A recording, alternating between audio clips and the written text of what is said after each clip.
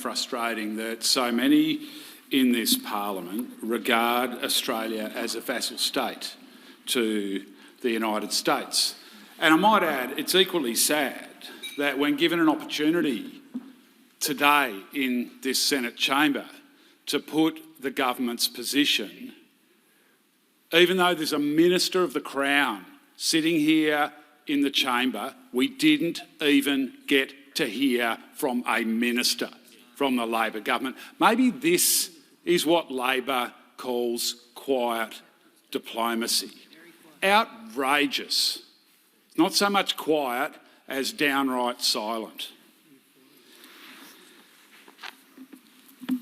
It's even sadder that one of the people in this parliament that regards this country as a vassal state to the US is actually our Prime Minister. $370 billion on the AUKUS deal. We're hosting their armed forces with US bases on our soil, and we're going to host their nuclear submarines. We're going to embed their spies into our military apparatus. And we've been here time after time after time for the US. Whenever they've said jump, our only question is how high would you like us to jump? But it is time that Australia made it clear to the US that this relationship is a two-way street. We're not just here to deliver time after time after time for the US. They've got to step up and deliver on the way back for us.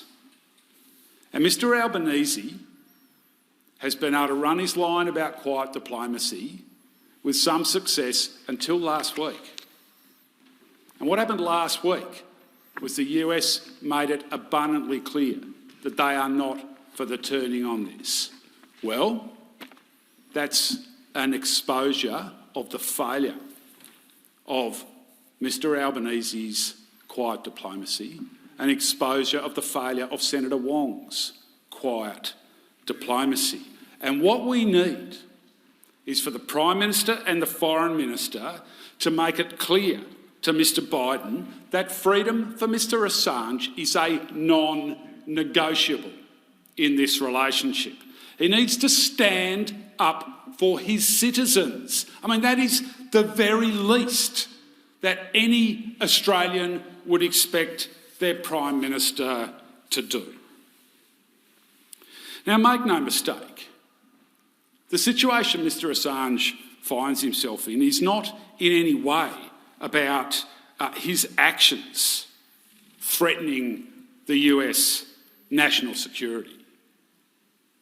The reason the US is behaving like it is motivated by three things. Firstly, their utter humiliation and embarrassment that Mr Assange exposed the US military as having committed murder and war crimes.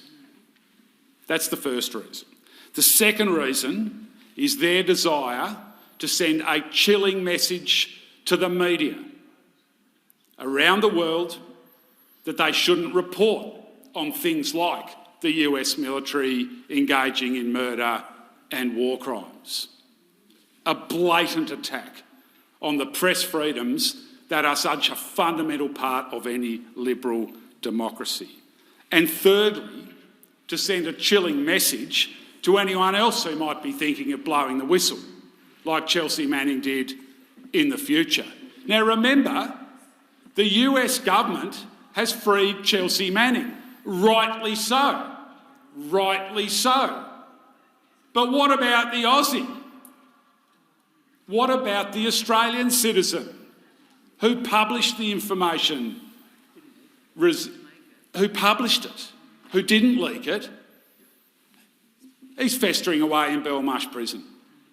It's an outrageous injustice that we are discussing here today. What the Albanese government needs to do is insist that the US cease its attack on journalism, cease its attack on the truth, free Mr Assange, and let's bring him home to his family and his country where he belongs. Thank you, Senator McKim.